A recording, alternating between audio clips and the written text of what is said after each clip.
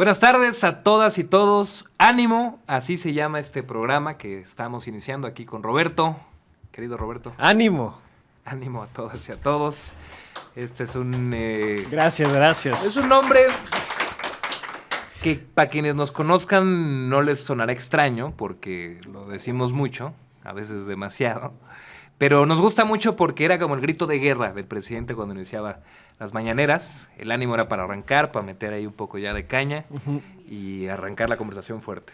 Y honor a quien honor merece, también Sebastián Ramírez se encargó de hacernos ávidos partícipes de decir ánime todo el tiempo. Y ya luego lo llevamos a la campaña en esta que acaba de pasar y pues sí ha sido algo que nos identifica a todos nosotros. Pues ánimo, ¿cómo estás? Pues muy bien, feliz ya de por fin hacer el podcast. Lo habíamos hablado muchas veces y nada más no había salido, pero ya estamos aquí.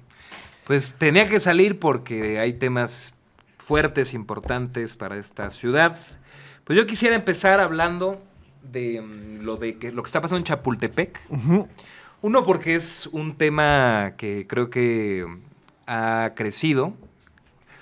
No es para menos, es el pulmón de esta ciudad. Mucha gente lo sabe, es el área verde más importante en suelo urbano de la ciudad. Y dos, porque creo que refleja de manera clarísima la calaña de Acción Nacional en muchos sentidos. Ahorita ahondaremos un poco en eso. Sí. Entonces, pues no sé qué has escuchado tú, Roberto, sobre este tema, pero creo que es importante discutirlo. Sí, ha sido muy interesante, la verdad. Tú sabes que uno de mis temas que más me importan son los temas ambientales. Y Chapultepec no solamente es importante porque es un pulmón de la ciudad, sino porque también tiene un componente de un valor histórico importante para quienes habitamos la Ciudad de México. Entonces, cuando vi por primera vez tu posicionamiento en el Congreso, que ahí les recomiendo que vayan y lo chequen, los discursos que se ha aventado Paulo, señalas pues algo que me pareció así como va a estar pasando, que el PAN estaba defendiendo que se entregara media hectárea del bosque de Chapultepec, aproximadamente 4.800 metros cuadrados, a una inmobiliaria para que hiciera desarrollo habitacional. ¿Y cómo fue? ¿Cómo llega al Congreso este tema? Porque me parece increíble que el PAN esté defendiendo con toda la calaña que son y lo que representan, pues que además se subieran abiertamente hacia defender los intereses de una inmobiliaria para quitarle áreas verdes a la ciudad, pues me sorprendió que se posicionaran así. Sí, es uno de los casos más vergonzosos en la historia judicial de esta ciudad. Demuestra, creo que desnuda en muchos sentidos, no solo al PAN, también al Poder Judicial. Claro. Cómo se doblan ante los intereses económicos. Contexto muy rápido para la gente que nos escucha. Este es un tema viejo, de más de 30 años. En los 90 hubo una expropiación para ampliar la masa verde del bosque de Chapultepec, justamente, dentro de los predios que se expropiaron para garantizar que se mantuvieran verdes como estaban en esos momentos. Están 4.800 metros cuadrados de un terreno que era propiedad de una inmobiliaria, la inmobiliaria Trepi.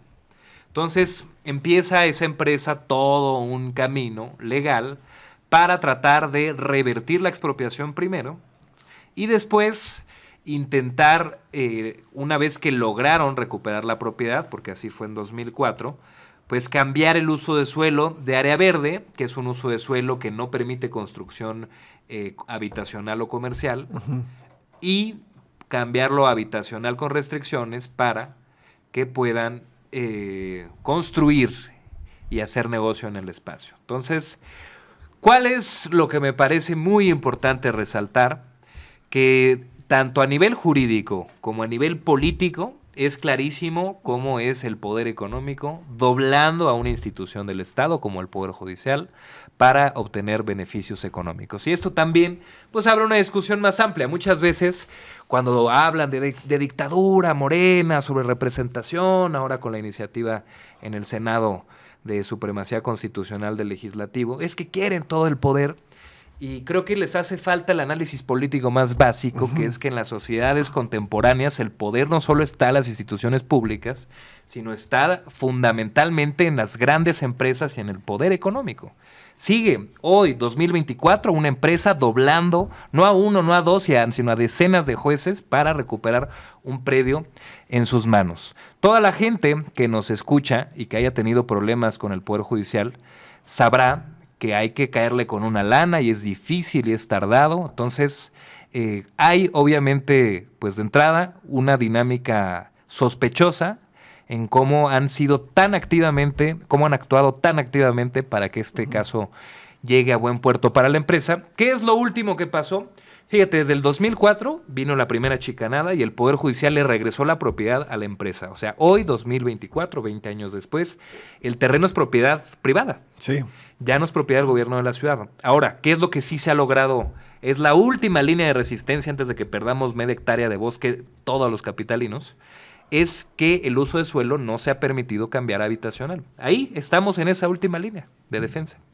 Entonces, la última sentencia, como en 20 años ninguna autoridad administrativa se ha querido aventar el problema de entregar ese cachote de bosque a una inmobiliaria, pues ha quedado parado y parado. Entonces voltean y dicen al Congreso y dicen, bueno, pues ustedes cámbienlo.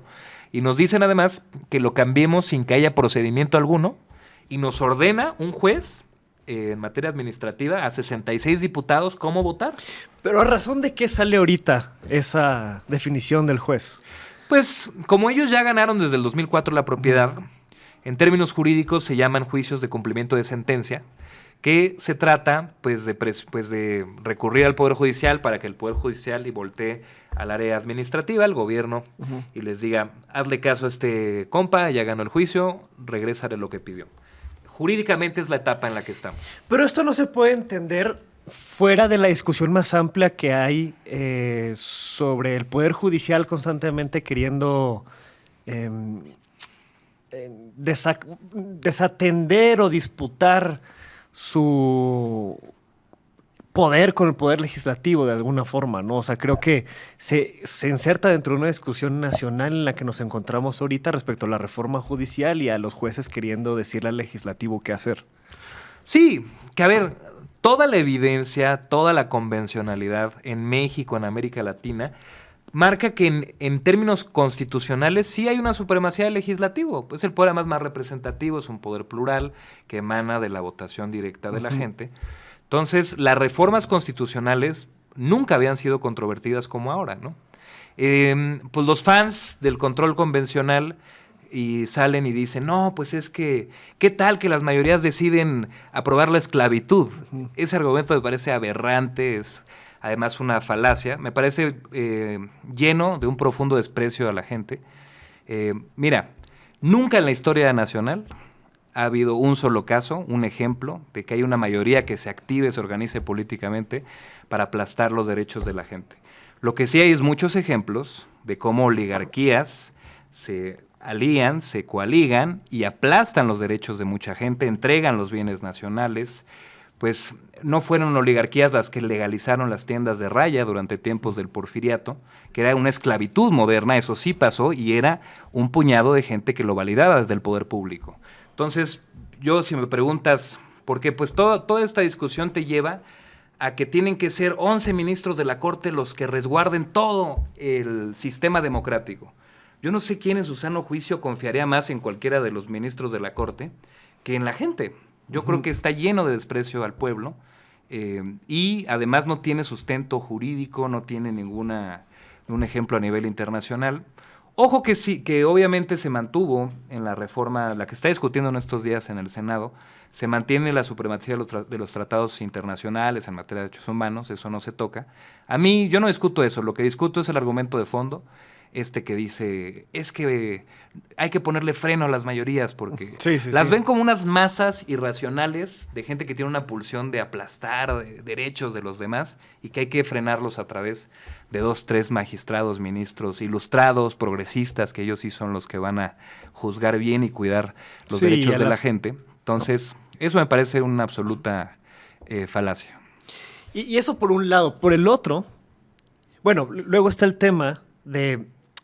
tú lo mencionabas en una de tus intervenciones, que el juez decía que si no hacían caso entraban en desacato, lo cual implica la pérdida del espacio de un representante popular que fue electo legítimamente por una mayoría.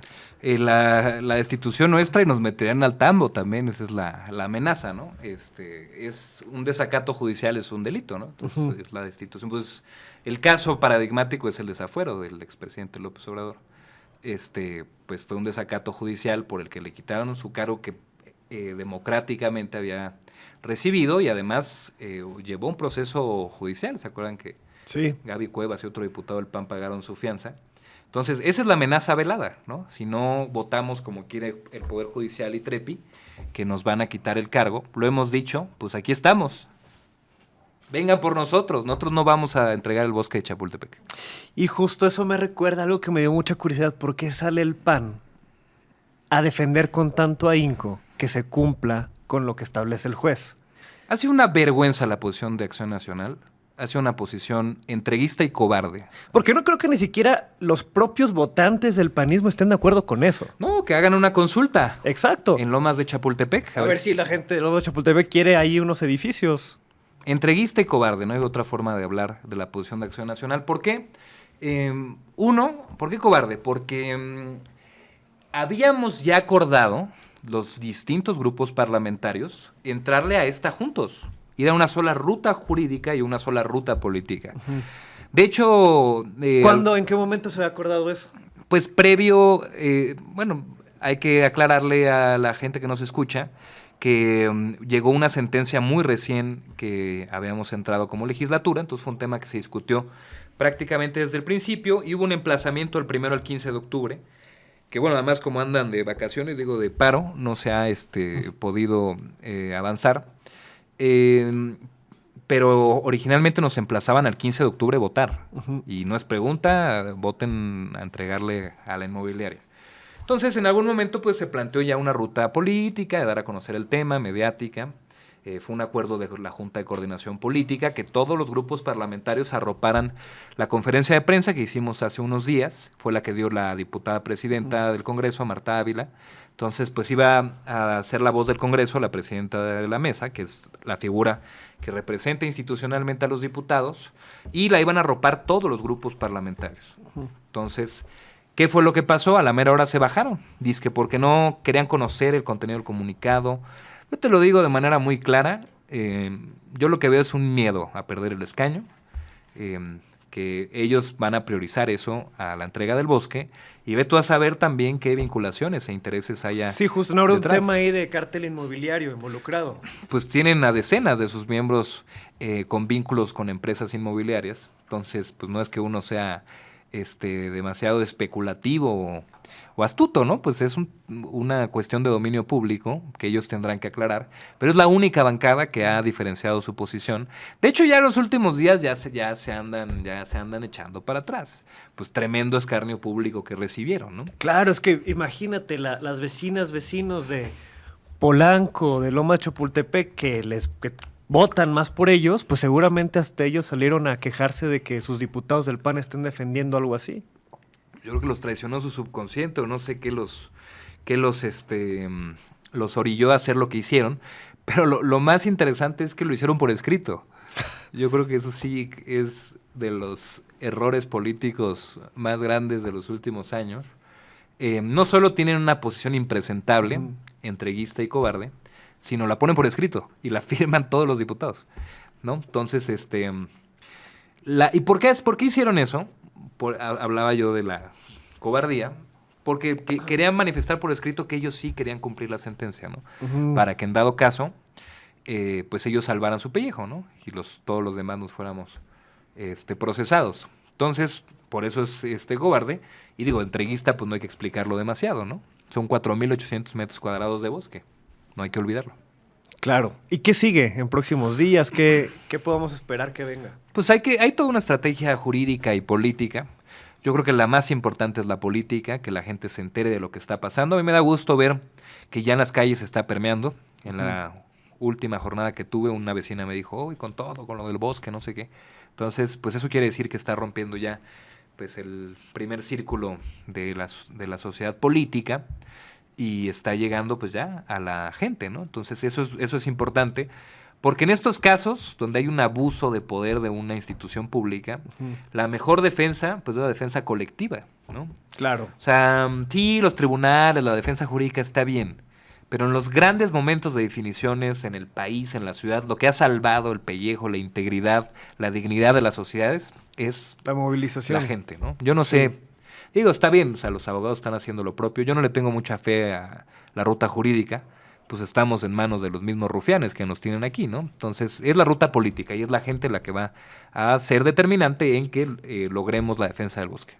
Pues sí, muy bien. Pues vamos a estar pendientes de cómo va avanzando ese tema. Confiamos, Paulo, que no vas a caer en querer entregar el bosque tampoco. Pero más allá de eso, de hecho me recuerda a mi querida gente de Baja California Sur, y al desafuero también, por supuesto, que estaban ahí procesando a nuestro querido expresidente por querer construir una calle para conectar un hospital, ¿no? Y ahorita quieren amenazar con quitar el puesto de representantes populares legítimos simplemente por garantizar que el bosque siga siendo de todos y de todas. Pero también me recuerda el tema de Baja California Sur, en Cabo Pulmo, que recientemente hubo una movilización, porque ya mi gente de Baja Sur siempre se moviliza cuando atacan sus áreas naturales. Había un tema de que querían construir un desarrollo inmobiliario, hotelero, no me acuerdo qué era, Green, cerca de Cabo Pulmo, de esta área natural protegida, que es debería ser un día, se puede bucear increíble ahí, tiene uno de los niveles de biodiversidad más amplios, más importantes en el país, es un lugar hermoso, y se quería construir un desarrollo, pero la gente se movilizó, el pueblo de Baja California Sur se movilizó, y además con una Semarnat dirigida por una secretaria como Alicia Bárcena, pues se logró detener eso. Un aplauso ahí para toda la gente de Baja Sur y para la secretaria de Medio Ambiente Federal. Es en Los Cabos y en La Paz está Uh-huh. el desarrollo UNI. Ajá, perdón, en La Paz, sí es cierto. Fue los dos, Sí. o sea, el que mencionas de Los Cabos y Sí. el UNI en La Paz. Pues sí, esos temas que se querían construir y pues se han ido parando. Pues la verdad también en parte los beneficios de tener un gobierno, sí con conciencia en términos ambientales, pero también popular y que hace caso a las demandas de la ciudadanía. Pero bueno, vamos a estar pendientes de qué pasa con Chapultepec. Gente decente en el gobierno, o sea, la importancia de que no haya unos ojetes dirigiendo esta sociedad se minimiza, ¿no? Y creo que estamos en un momento de antipolítica, pero si el Estado está capturado, fíjate, el Poder Judicial que está podrido, y por eso lo vamos a reformar, lo estamos reformando de fondo, imagínate en qué situación quedan nuestras sociedades si también el Poder Ejecutivo está capturado por el Poder Económico, que era la situación que había en nuestro país hasta el 2018. Entonces, yo sé que las cosas no son de un día para otro y que hay que ir a fondo en muchos temas todavía, pero es trascendental y en ese tipo de casos que a veces no son pues la gran nota nacional, es clave que los funcionarios públicos al frente de los gobiernos Claro. sean gente decente. Sí, que todo el tiempo critican que estamos defendiendo la necesidad lo llaman moralinos, ¿no? Que estás metiendo un tema de moral en el servicio público, pero pues sí se ha demostrado que es importante la decencia como un valor público, sobre todo al momento de servir y de estar en un puesto de poder. No ser un miserable al servicio de unos cuantos, ¿no? Tampoco es que estemos pidiendo que esté lleno de santos el gobierno, ¿no? De gente de carne y hueso que sea decente y que defienda el interés nacional, es lo que queremos. Y otro tema que se conecta, que tenemos para la escaleta de hoy, que nos compartieron nuestros queridos compañeros de la producción. ¿Cómo has visto las primeras semanas del gobierno de Clara Brugada? Pues creo que Clara siendo Clara, a mí me encanta lo que representa la jefa de gobierno. Te lo he dicho también, creo que ella representa lo más profundo de la más importante lucha de esta ciudad, que es la lucha por habitarla, ¿no? Creo que ella es de una generación que ha construido el oriente de la ciudad. O sea, yo invito a cualquiera que nos escuche, no sea de la ciudad, por ejemplo, a conocer Iztapalapa. Tú vas a cualquier colonia de Iztapalapa y entrevistas a la gente mayor. Pregúntale, yo les pido que hagan el ejercicio. Oigan, ¿cuándo llegó la pavimentación? ¿Cuándo llegó el drenaje? ¿Cuándo llegó el alumbrado público? Y no fue la gente como sujeto pasivo esperando que se resolvieran las cosas, sino fue un proceso muy intenso, muy amplio, muy masivo y muy popular de organización a través del movimiento urbano popular y otros movimientos, lo que permitió que estén, pues, por ejemplo, pavimentadas las calles, que haya luz eléctrica en las colonias. Es la política, además, pues, en su sentido más puro, ¿no? Claro. Que es al servicio de la vida cotidiana de la gente. Y Clara viene de esa lucha. Ella ha contado, ya en campaña lo hizo muchas veces, su historia, cómo creció en la Benito Juárez, y fue por convicción social, personal, que dijo, me voy a vivir a San Miguel Teotongo, voy a hacer una política, voy a hacer una carrera política. No desde lo institucional, eso llegó después, sino a partir de la organización social y popular. Y pues fue justo esa generación, años 70, 80, 90, los que construyeron el oriente de la ciudad, ¿no? Hace unos años organizamos ahí en el Espacio Cultural José Martí, que está en Metro Hidalgo, un conversatorio sobre Martí, y me llenó de mucha emoción lo que dijo una persona en la ronda de preguntas. Él es una persona que vivió 30 años en Estados Unidos y tenía una semana de por primera vez volver a México. Uh-huh. Y dice que regresar a Iztapalapa después de 30 años y verla en las condiciones pues, de pavimentación, servicios básicos, el cablebús. El cablebús, ¿no? Uh-huh. Que se le enchinaba la piel y se le llenaban los ojos de lágrimas, ¿no? Y eso es nuestro movimiento, y eso representa a Clara Brugada en particular, ¿no?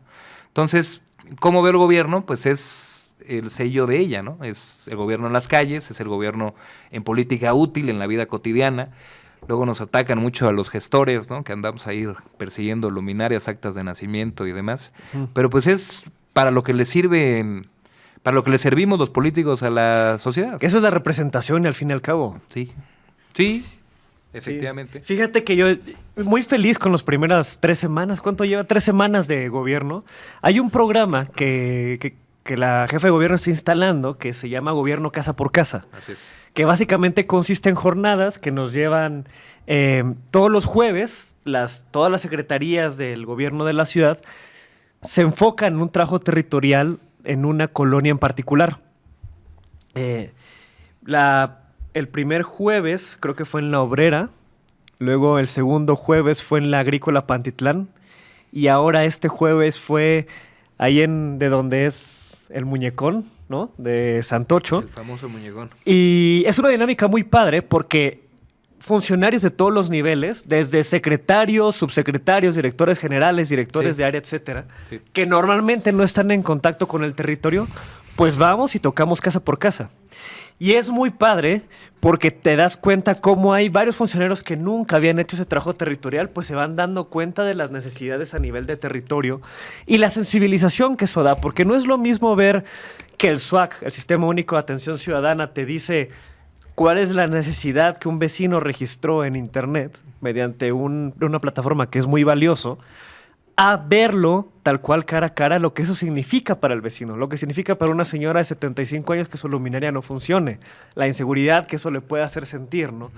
Y creo que es muy importante para cómo se va a asumir el funcionamiento de gobierno, que uno es la sensibilidad y el tener claro lo que se vive a nivel territorial, pero también forzas al gobierno la respuesta rápida de las necesidades que hay ahí.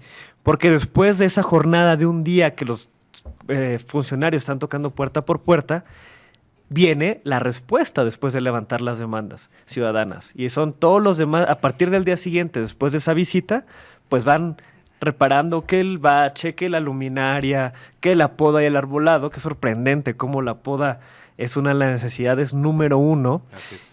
Pero claro... termino rápido porque me viene otra idea. Creo que esto es un componente muy interesante del gobierno. Y volviendo al tema de representación, pues la poda no es algo que se arregle con leyes. No. Entonces, si tú no tienes a tu diputado en contacto con los vecinos, haciendo vocal que una alcaldía no está cumpliendo con su chamba en tema de mantenimiento de árbol, pues ¿qué le queda al vecino? Le queda el desamparo total. Claro. Y también hay un entendimiento equivocado, y yo lo vi en algunos debates, que una candidata de un partido atacaba a otro de no, tú has metido no sé cuántas iniciativas. Eso, perdón, es una visión de los diputados como si fuéramos burócratas. Exacto. En un escritorio produciendo iniciativas. Eso no sirve para la gente, ¿no? Obviamente el trabajo legislativo es importante, pero lo sustantivo desde mi punto de vista, que es la razón de ser que exista esa institución, es la representación política. Claro. Entonces, pues, además, hasta por un tema de entender el contexto concreto, real de la vida en las colonias, es básico eso que dices. Mira, yo creo que es importante que los funcionarios estén en las calles. Yo creo que el trabajo territorial es algo muy serio, ¿no? Y no tampoco es como de que repartes una hora volante y ya estás haciendo un gran trabajo territorial, ¿no? Pero sí creo que, aunque eso no es trabajo territorial, sí es importante a nivel de entendimiento y hasta pues ideológicos, si lo Ujú. quieres ver así, entender cómo vive la gente que tú gobiernas o aspiras a gobernar, ¿no? Entonces, creo que sí, el mero hecho de salir es formativo, esa es la palabra que estaba buscando. Ujú. Y creo que es una formación importante para nuestros funcionarios que sepan cómo hablar con la gente. O sea, al final, todo esto es servicio público, ¿no? Y se tiene Sí. que entender como tal. Entonces, para nuestros funcionarios es importante, digo, yo sé que no es que tengan que estar haciendo eso todo el tiempo, pero creo que esa mística es importante que se recupere. Más territorio, menos escritorio. Así es. Así es, y también es lema de gobierno federal, un gobierno de territorio y no de escritorio, y que Clara pues lo está llevando a otro nivel aquí en la Ciudad de México. Porque, ¿qué fue lo que implosionó al Peñato y yo creo que al neoliberalismo en su conjunto? Pues la frivolidad de los mis reyes gobernando, Sí, ¿no? Que eran de 3 escuelas del país, de 2 escuelas del planeta, y súper rateros, súper distantes, no entendían absolutamente nada de la vida cotidiana de la gente, ¿no? Como cuando Ernesto Cordero, que se creía un gran científico de las finanzas, salió a decir que la gente podía vivir con 6,000 pesos al mes o Sí. que un aumento a la gasolina no afectaba las finanzas de la gente, ¿no? Entonces, creo que lo que más le agravió a la gente es esos funcionarios que actuaban como reyes y que no escuchaban las demandas. Por eso la austeridad también es importante. Y también hay todo un sector que ha salido que es austericidio, la chingada. ¿Por qué es importante la austeridad? Porque desagravia. O sea, es quitar esa idea del servicio público que estaba tan arraigado en nuestra cultura, de que el funcionario público es algo así como un mini rey, ¿no? Ujú. Creo que es por eso importante eso que está haciendo Clara y la doctora Claudia también, porque desagravia esa impresión de la política. Y además de ese componente que creo que es el más importante de cómo va a ser el nuevo gobierno, ¿qué otro anuncio te ha gustado? ¿Qué otra cosa has visto en estos días que te ha gustado del inicio del gobierno de Clara Brugada? Bueno, creo que ha sido un inicio intenso en muchos sentidos. También me pareció interesante que uno de los temas que primero abordara fuera el del agua, ¿no? Instaló el gabinete del agua con todas las alcaldías. Pues ella conoce perfectamente el problema y su profundidad, gobernando la alcaldía que gobernó. Entonces creo que eso habla también pues de una visión que hoy está en el Palacio del Ayuntamiento, ¿no? Creo que era muy importante también que esta ciudad se gobernara con la visión del Oriente, ¿no? No con el afán de que, pues, digo, Coyoacán es una alcaldía que está en el centro geográfico Ujú. de la ciudad. No es que no nos volteen a ver, pero sí que muchos de los problemas estructurales solo se entienden en la vida cotidiana del Oriente. La movilidad, el agua, la calidad ambiental, la explosión y la presión demográfica, los problemas de vivienda, incluso cómo ha entrado en tensión con el suelo de conservación. O sea, los grandes problemas de la ciudad, donde se palpan así a flor de piel es en el oriente de la ciudad, y por eso es muy valioso que haya una jefa de gobierno que tiene esa sensibilidad. Pues súper bien. ¿Qué más? ¿Qué otro tema tenemos el día de hoy? Teníamos... Lo, Adelante. lo del enfoque metropolitano. El enfoque metropolitano. Ha sido de lo que más he disfrutado yo en estos días. Para quien no sepa, pues tenemos al nuevo secretario de Planeación de la ciudad y de los asuntos metropolitanos, que es Alejandro Encinas. Y desde que asumió, empezó con esta dinámica a orden de la jefa de gobierno, que son gabinetes de mesas de trabajo metropolitanas, donde hay reuniones con funcionarios del gobierno de Hidalgo, de Estado de México y de la Ciudad de México. Eso también me parece muy importante, porque por años hemos dicho que los problemas de la Ciudad de México son problemas metropolitanos, no son problemas simplemente de la, como de la configuración política, o sea, del límite territorial político de la Ciudad de México, del límite territorial político del Estado de México, sino que es una zona metropolitana en su conjunto y por lo tanto muchos problemas se tienen que atender en conjunto de todos. ¿Qué tipo de problemas? El combate a cambio climático, ¿no? No es solamente lo que emite la Ciudad de México, es lo que emiten también los municipios del Estado. El problema del agua no es solo un tema de la Ciudad de México, sino un tema del estado de Hidalgo. Y si me apresuras también, se incluiría Michoacán, por ejemplo, que pasa por ahí el Cutzamala. Y así varios temas. La calidad del aire, etcétera. Entonces se han ido haciendo cada 15 días estas reuniones y se siente una emoción importante porque piensa que hoy tenemos, gobierna el movimiento, nuestro movimiento en Hidalgo, en Estado de México, en Ciudad de México. Eso brinda una posibilidad de coordinación, pues mucho, que puede tener mucho mejor puerto que en pasados momentos, la verdad también, y bueno, se gobierna el país y también hay autoridades federales participando en estas mesas. Y está muy padre porque ya no es solamente hablar cada uno de estos temas, cambio climático desde una entidad federativa, sino varias autoridades trabajando en conjunto para sacar los temas adelante. Creo que podemos esperar mucho de estas mesas en próximas fechas, ver los avances, ver los acuerdos, y creo que hay varios temas que siempre han sido relevantes para la ciudad y para la zona metropolitana que por fin van a poder atacarse de manera más integral y eso me emociona un montón. Sí, conectar todos los eslabones de esta ciudad. Yo estoy en la UNAM, en la Facultad de Ciencias Políticas, y siempre, al menos del 30% a casi la mitad de mis compañeros eran del Estado de México. Entonces, creo que es un buen ejemplo. En los centros de trabajo, en los centros de estudio, se replica, ¿no? Es una ciudad que rebasó las fronteras, no de hoy, sino de hace muchos años, y creo que las políticas metropolitanas van a ayudar en muchos sentidos. Creo que el tema de la movilidad es clave. También a mí me parece una buena noticia el tren a Querétaro, que va a pasar por varios puntos del Estado de México, el tren a Pachuca, que creo que sería importante, que está en el plan original de la doctora Claudia, que en su momento se pueda también reactivar, impulsar. En fin, pues... ¿Te has subido un tren? Nada más por curiosidad. Sí, me he subido un tren. Bueno, a ver, el suburbano es un tren, ¿no? Ah, pues sí, el suburbano es un tren. Sí, he usado justo un amigo que vivía en Cuautitlán. Ajá.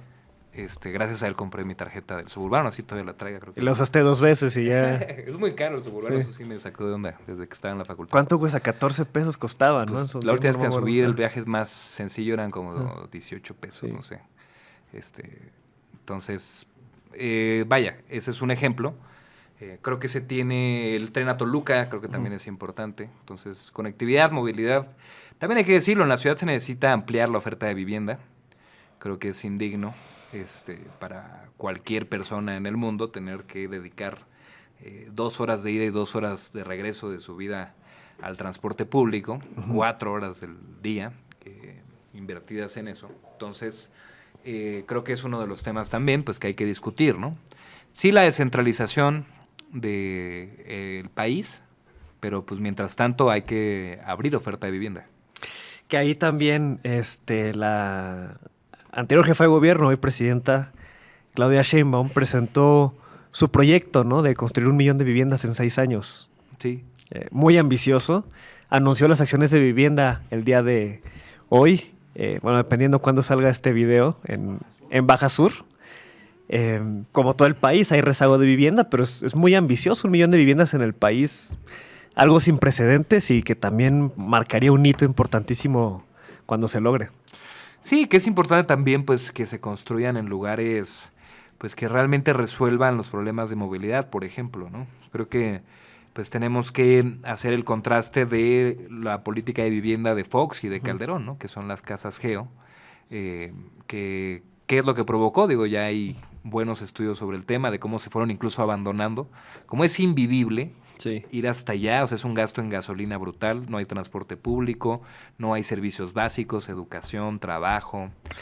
La gente pues termina yéndose porque es carísimo vivir ahí, ¿no? Entonces, lejos de ser vivienda social, termina siendo contraproducente, ¿no? Que justo fíjate, ahí cuando salió el anuncio de que Infonavit iba a tener esta voluntad de construcción de casas, salieron notas de que varios personajes del sector privado se estaban quejando de que Infonavit hiciera eso, ¿no? Que eso no le toca a Infonavit, que eso le toca a los desarrolladores, no les parecía, ¿no? Por el tema de competencia de mercado, etcétera. Pero, pues qué felices estaba el sector privado cuando se hicieron las casas Geo, que no le servían a nadie, salvo a quienes generaban ganancias de eso. Y ojo, no es atacar por atacar, solamente es decir que no necesariamente porque algo lo haga el sector privado quiere decir que está bien. O que va a ser bueno en sí mismo, que es muchas veces el argumento que se intenta usar contra muchas de las acciones que se está haciendo ahora de que el gobierno toma una voluntad de dirigir, pues ser cabeza en el desarrollo del país, ¿no? Sí, y la importancia también que en el propio planteamiento de los proyectos de vivienda, pues se hable de cómo integrar la comunidad, ¿no? En estos proyectos de las casas Geo, pues era una inspiración ahí extraña como a los suburbios gringos, que era como un concepto de casa, auto y nada más alrededor, ¿no? Sí. Muy distinto a la política del propio Estado mexicano en los 70, de los 50s a los 80s, este modelo como Le Corbusieriano de las unidades habitacionales, que tienen sus verdulerías, papelerías, escuelas, en el mismo espacio, como mini ciudades, pues creo que era un modelo que proponía, empujaba hacia la integración de la comunidad desde el origen, ¿no? Entonces creo que esa es la antítesis del modelo Casas Geo que vivimos con Fox y Calderón. Entonces yo creo que va a ser muy interesante, pues, actualizado a estos tiempos, el planteamiento que pueda hacer la doctora Claudia. Y la victoria de esta política se va a ver no solo en cuántas casas se pueden construir, sino justamente que sean lugares donde la gente sí los quiera habitar. Nadie quiere vivir a 20 kilómetros de su centro de trabajo cuando el transporte público no existe o es muy mala calidad. Creo que ese va a ser el éxito de una política humanista de desarrollo de vivienda social. Sí, totalmente, y es un tema además que habrá que empujar aquí en la ciudad. Para nuestra generación en particular ha sido complicado el acceso a la vivienda. Los datos sobre la cantidad de gente menor de 30 años o de 35 años que no tiene vivienda propia, pues es abrumadora, ¿no? Estamos muy lejos de los niveles de acceso que tenían en generaciones pasadas. Entonces, pues es un particular imperativo ético para nosotros que somos de esta generación, pues desde nuestra actividad política impulsar este tipo de temas. Así es. ¿Y qué otro tema traes, Paulo? ¿Qué más? Porque ya creo que de la escaleta estamos consumiendo todo lo que tocaba. Pues de ese tema se desprende lo Airbnb, por ejemplo. Ah, Airbnb. Que yo sé que estás en contra, Sí. porque tienes tu par de chiringuitos ahí. No, para pagan en dólares. Confiese. No soy dueño de nada, no tengo ni un gramo de tierra para todos los que nos están viendo. Me gustan los No, dólares. no, para nada. No, yo creo que sí, o sea, abrimos un tema, yo he escuchado los planteamientos de varios actores sociales, activistas, que hace falta reforzar otros tipos de políticas. La política de vivienda va muy de la mano con una revolución Airbnb.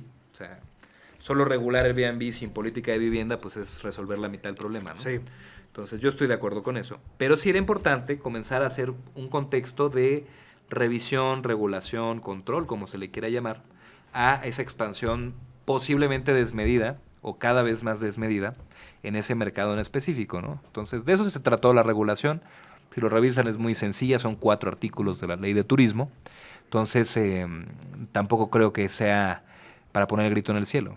No, sí es muy importante, digo, qué bueno que tengas conciencia, a pesar de que eres diputado y ya estás arriba, ¿no? Y puedes pagar 10 Airbnbs, pues que la gente, que sepas que la gente común pues sufre por esta situación, ¿no? Que creo que es importante que el planteamiento que tuviste y toda la bancada de Morena en general, y no solo Morena, los aliados que forman parte del movimiento, pues de la regulación de Airbnb, entendiendo que hay que avanzar más, ¿no? En paralelo en la oferta de vivienda social, por ejemplo, etcétera.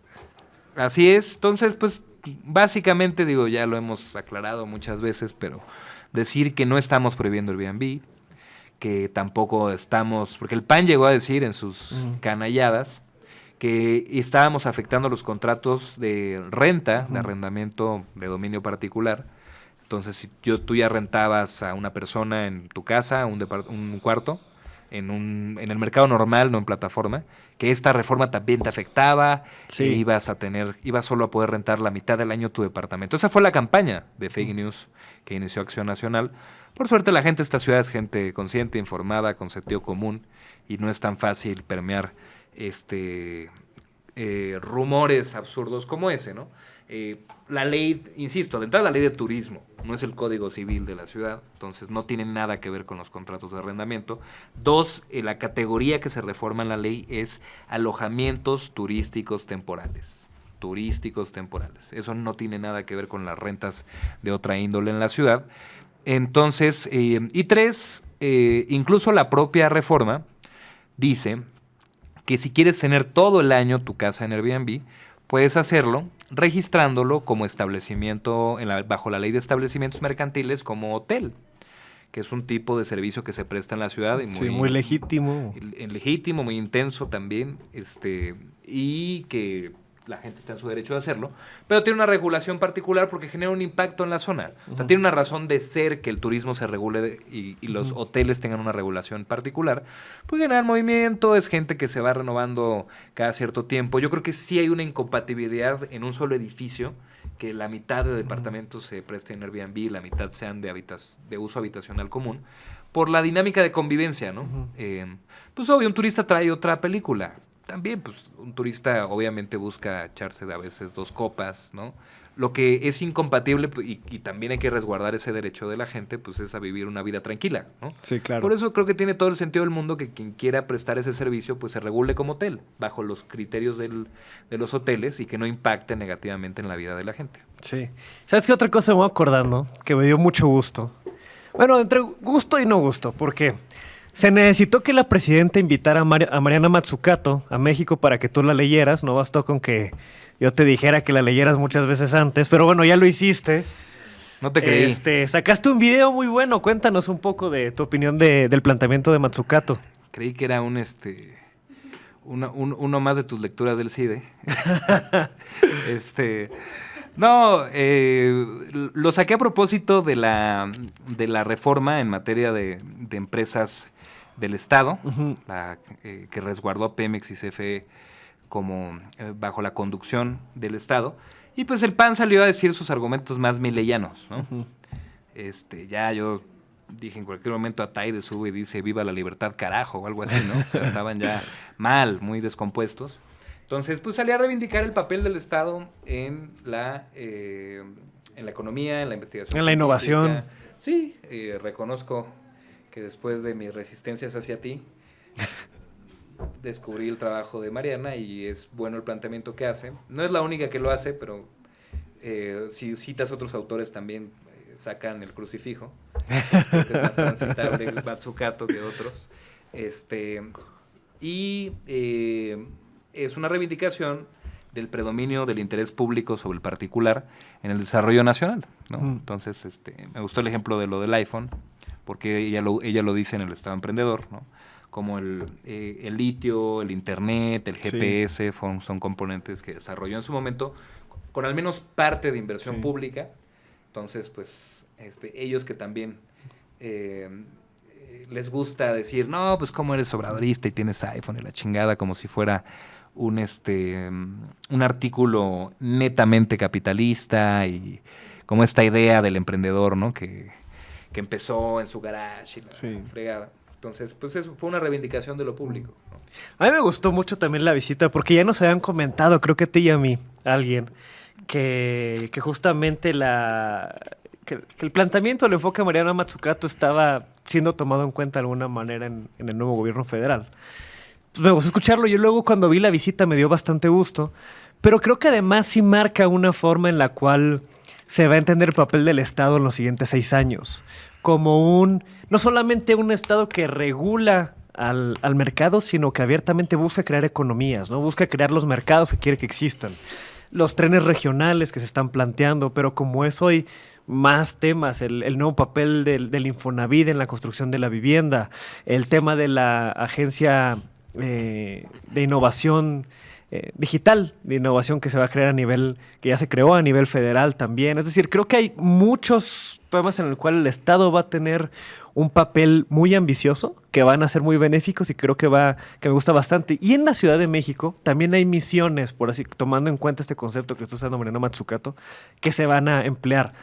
Por ejemplo, el tema de una ciudad basura cero, con la Agencia de Gestión Integral de los Residuos que anunció la jefa de gobierno que se va a crear. El tema de la Secretaría del Agua, ¿no? Que busca tener una ciudad sustentable en términos hídricos, pero pues como eso habrá más y está padre y además pues muy, muy contento con todo lo que está sucediendo ahora que es tiempo de mujeres. Sí, que además, a ver, son cosas que habíamos nosotros dicho también de mucho tiempo atrás. Sí. Digo, también hay que decir que ahora veo a la comentocracia muy contenta con Matsukato, pero si dice AMLO lo mismo es Echeverría, ¿no? Sí. Y si lo dice Matsukato es la novedad en la investigación en economía y ciencias sociales, ¿no? Vaya, hace planteamientos muy interesantes. Creo que por eso, no por nada está siendo cada vez más leída y reproducida. Y digo yo, así como en su momento a Piketty, creo que son autores interesantes porque pues ponen sobre la mesa, a veces los neoliberales, como se las dan de científicos, se resguardan para sí el dominio y la propiedad de la razón, ¿no? Claro. Ustedes son unos choreros chairos y nosotros somos los científicos, y si haces un análisis científico de la economía, te salen estas premisas de que el mercado tiene que ser libre, que hay que regular, que hay que dejar en la calle a los más desprotegidos. Entonces, por eso creo que es importante los trabajos que hacen gente como ellos, que hacen un trabajo pues, de evidencia, de reflexión teórica muy sólido, arbitrable en términos académicos, y que dicen, a ver, con evidencia te puedo decir que esto no es así y que hay una visión distinta de Estado y de sociedad. Sí. Y ya para ir cerrando, yo creo que ya tenemos que ir cerrando pronto. En términos de evidencia, la verdad tengo que reconocer, así como siempre me río del Cruz Azul cada semestre, con cada torneo que pierden y pierden en instancias importantes, en finales. Pues ahora reconocer que tienen un director técnico fuera de serie, a Martín Anselmi. Hablemos también un poco de temas más suaves, ¿no? No siempre hay que hablar de política. ¿Cómo ves a tu DT? ¿Estás contento con el Cruz Azul? ¿Sientes que van a ser campeones o van a perder con el América de nuevo? No, a ver. Ánimo es política, religión y fútbol. Estamos rodeados Sí, de... así es. No sabía que a todos aquí los había financiado el FIFAgate. No, la verdad, es muy orgulloso de mi máquina. Anselmi le puso otro sello absolutamente. Además, nuestra afición es una afición, la verdad, mis respetos, muy leal.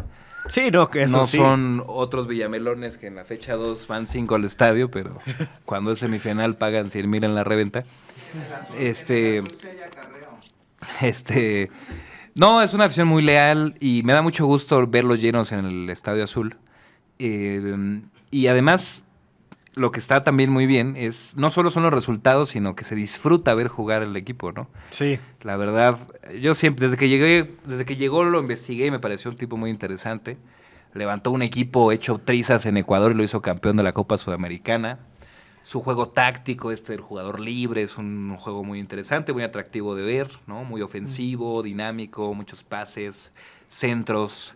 Creo que también, pues si la temporada pasada, que la verdad con un plantel cortito, la neta casi con cascajo, Anselmi los llevó a la final, tuvo que caer el depósito del patrón para que pudieran ganar el partido, pero... No, hubieran visto esa noche, Pablo.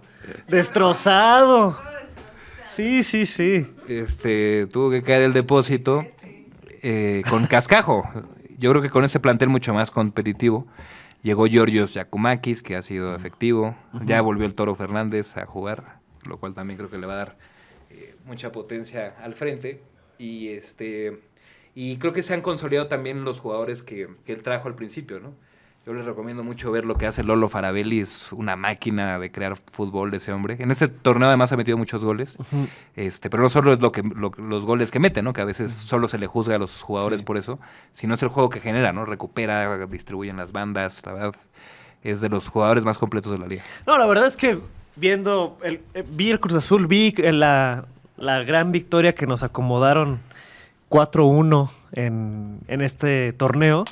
El Cruz Azul está jugando increíble. El América, a Jardín, pues yo no le puedo reprochar nada. Nos dio el bicampeonato, nos dio muchas alegrías. El equipo que tenemos nos ha dado muchísimo en el América, pero pues ahorita no están en su mejor momento. Sería malagradecido criticar en algo a Jardín ahorita, pero el equipo no está para competir. ¿Quién crees que llegue a la final? ¿Monterrey, Cruz Azul? ¿Cómo crees que termine? Pues yo veo fuerte a Toluca, veo fuerte a Monterrey.